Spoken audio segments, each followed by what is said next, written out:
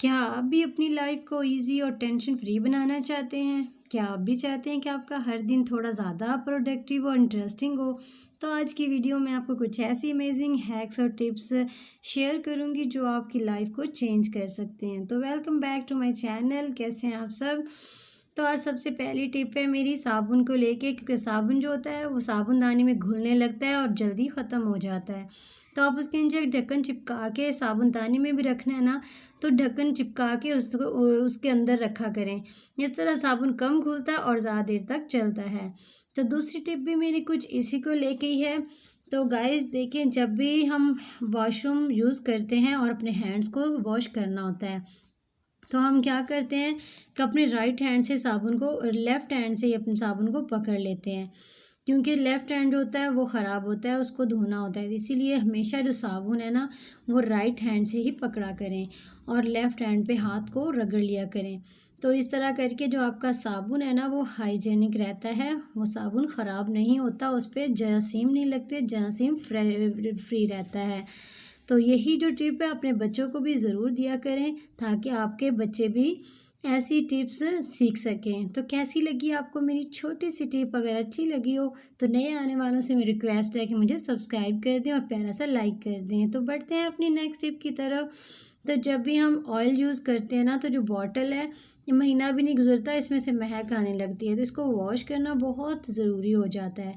तो इस तरह जो बच्चों की वाटर बॉटल होती है ना, डेली पानी लेकर जाते हैं तो बहुत ज़्यादा ग्रीसी हो जाती है, बहुत ज़्यादा उसके अंदर सबसी काई लगने लगती है। तो इसको आप हफ्ते में एक बार लाजमी वॉश कर लिया करें। और उसके लिए मैं आपके साथ एक बहुत जादुई फार्मूला शेयर कर रही हूँ, जिसमें आपको रगड़ने घिसने की भी ज़रूरत नहीं पड़ेगी और 5 मिनट में ही आपकी बोतलें बिना हाथ लगाए फ्रेश हो जाएंगी। और वो चीज़ है टाटरी। तो आप टाटरी को ले लें, और ज़्यादा नहीं, एक एक चुटकी। अगर तो एक बॉटल है तो एक चुटकी काफ़ी है। और अगर आपने साथ ऑयल वाली बॉटल भी वॉश करनी है, क्योंकि उस ब्रश के अलावा हाथ आपका बिल्कुल भी इसके अंदर नहीं जाएगा, तो आपने क्या करना है, एक एक चुटकी टाटरी ले लेनी है, इसके अंदर डाल लेनी है।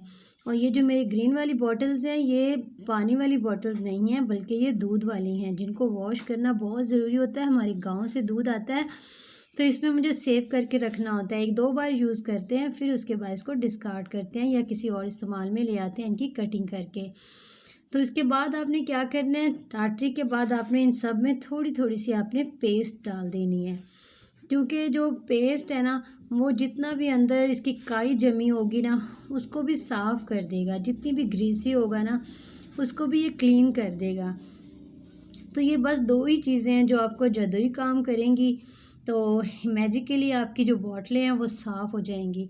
अब आपने क्या करना है कि इसको ज़ोर ज़ोर से 2-3 बार इसको इस तरह करके पानी को अंदर उछालना है। तो इसके बाद जो जो पेस्ट और टाटरी है ना, वो चारों साइडों पे लग जाएगी। इसके बाद आपने इनको 5 मिनट के लिए छोड़ देना है, क्योंकि अगर आप फ़ौरन वॉश करेंगे ना, तो टाटरी अपना असर नहीं दिखाएगी। टाटरी अपना असर तब दिखाएगी जब आप 5 मिनट के लिए ये दोनों चीज़ें इसके अंदर डालने के बाद इसको छोड़ देंगे।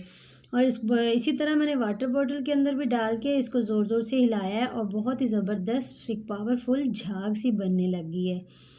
तो आप जितनी मर्ज़ी बोतलें हो ना, यकीन करें सिर्फ 5 से 7 मिनट में आप इनकी बेहतरीन क्लीनिंग कर सकते हैं। तो इस तरह मैंने 5 मिनट छोड़ दिया, उसके बाद मैं इनका अब अच्छे से पानी की मदद से इनको वॉश कर लूँगी, क्योंकि अब इनके जितना भी अंदर था सब कुछ वो साफ़ हो चुका है। और मैं इसको अब क्लीन करूँगी पानी की मदद से। बॉटल्स के अंदर भी पानी डालूँगी, और अब चेक करें कि अंदर कितना ज़बरदस्त साफ़ बोतल हो चुकी है। तो आप अपने बच्चों की चीज़ों को भी इस तरह वॉश करके उनको बीमार होने से बचाएं और उनको सेहत का पूरा ख्याल रखें। तो कैसी लगी हैं आपको ये मेरी छोटी छोटी टिप्स और हैक्स? अगर पसंद आ रहे हो तो मेरी फुल वीडियो को वॉच कीजिएगा, और नए आने वालों से रिक्वेस्ट है कि मुझे सब्सक्राइब कर दें और एक प्यारा सा लाइक कर दें। तो गाइज़, चूँकि अब रोज़े जा रहे हैं, ख़त्म हो रहे हैं, तो ईद आ रही है, सबका दिल करता है कि आप ईद पे नए कपड़े, शूज़, जूते पहने। हम बाज़ारों में लेने जाते हैं, तो आप ऐसा किया करें, किसी न किसी की हेल्प कर दिया करें, इस तरह दुआएं मिलती हैं। तो इस तरह मैंने बोतलों की क्लीनिंग कर ली। बढ़ते हैं अपनी नेक्स्ट टिप की तरफ। तो वो भी मेरी इस वॉश बेसिन को लेके है।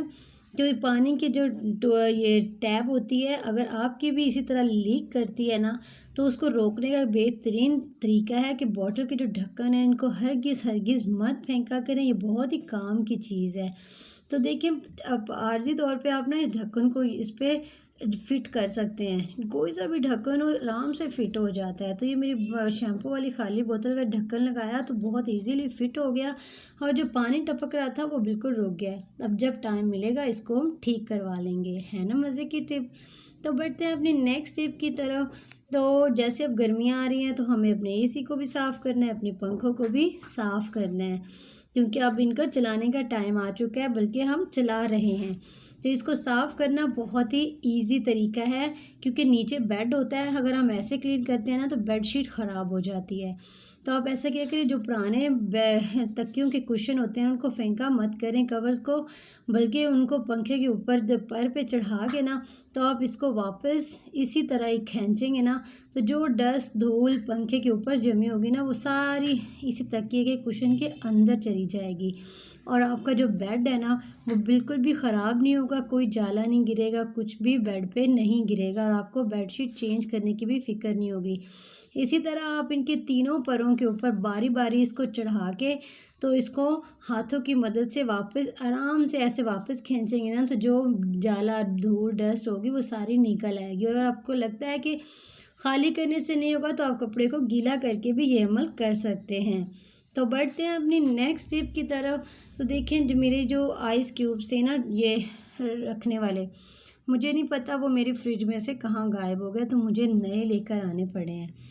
तो लेकर आई थी, लेकिन उसको पानी को ऐसे आप भर के मत रखा करें। कोई भी प्लास्टिक का जार लेके आते हैं, कोई डिब्बा लेके आते हैं, इस तरह ये प्लास्टिक के हैं आइस क्यूब रखने वाले, अगर ये लेकर आते हैं तो आप इनको ऐसे डायरेक्ट भर के मत रखा करें, बल्कि इसको वॉश कर लिया करें, चाहे खाली लिक्विड से या फिर थोड़ा सा वाइट विनेगर डाल के। उनको साफ़ करना बहुत ज़रूरी होता है। तो ये छोटी छोटी क्लीनिंग टिप्स होती हैं जो हमें मालूम होती हैं, बस थोड़ी सी मोटिवेशन की ज़रूरत होती है। जब हमें कोई नज़र आता है ना इस तरह क्लीनिंग करते हुए, तो दिल करता है कि हम भी क्लीनिंग करें। तो होता है ना ऐसा ही। अगर ऐसा होता है तो मुझे ज़रूर बताइएगा कमेंट्स में। तो मैं आपके कमेंट्स मुझे बहुत अच्छे लगते हैं जब आप मुझे कमेंट्स करते हैं। तो आप भी इसी तरह करके जो कोई भी प्लास्टिक का बर्तन लाएं तो वॉश करें और फिर यूज़ करें। तो बढ़ते हैं अपने नेक्स्ट टिप की तरफ। तो चूँकि अब गर्मियाँ आ चुकी हैं तो दालों को रखने का बहुत मसला होता है कि इसके अंदर सुंडी सुसरी बहुत जल्दी बनने लगती है। तो एक तो टिप कि मैं आपके साथ ये शेयर करूँगी कि आप इन्हें ना फ्रिज में रखें, लेकिन चूँकि गर्मियों में बहुत ज़्यादा फ्रिज में चीज़ें रखनी होती हैं, इसलिए जगह कम पड़ जाती है। तो आप क्या क्या करें, या तो माचिस की जो खाली डिब्बियाँ होती हैं वो इसके अंदर डाल दिया करें, ताकि ना नमी होगी और ना ही सुसरी बनेगी। और अगर इतनी खाली डिब्बियाँ नहीं हैं तो आप माचिस की जो तीलियाँ हैं ना वो दालों के अंदर भी डाल सकते हैं। तो मैंने दालचीनी डाल के देखा है, लेकिन उसके बावजूद धनिया जो होता है खुश्क धनिया, उसके अंदर कीड़ा सा बनने लग गया था। तो अब मैंने ये ट्राई किया माचिस की तीलियों के साथ। अगर ये भी मेरा कामयाब रहा तो मैं आपसे ज़रूर शेयर करूँगी। तो गाइस देखें, फिर मेरे मसर पुराने भी पड़े थे और मैं नए भी ले आई थी।